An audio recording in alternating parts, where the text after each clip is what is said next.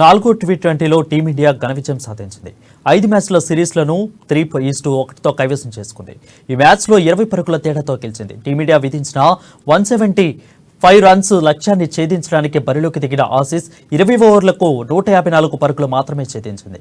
Aussies బ్యాటర్లలో Matthew top స్కోరర్లుగా నిలిచారు. భారత బౌలర్లలో అక్షర్ పటేల్ 3 వికెట్లు, దీపక్ చోహర్ 2, అదేవిధంగా రవి బిష్ణోయ్, అదేవిధంగా అవేష్ ఖాన్ తలా వికెట్ సాధించారు. అయితే అంతకుముందు టాస్ ఓడి తొలిత బ్యాటింగ్ చేసిన టీమిండియా నిర్ణీత 20 ఓవర్లలో 9 వికెట్ల నష్టానికి 174 పరుగులు తీసింది. టీమిండియా బ్యాటర్లలో రింకు సింగ్ మరోసారి అద్భుత ఇన్నింగ్ ఆడాడు. రింకు 29 బంతుల్లో 4 ఫోర్లు, అదేవిధంగా 2 సిక్స్లో 46 పరుగులు చేశారు.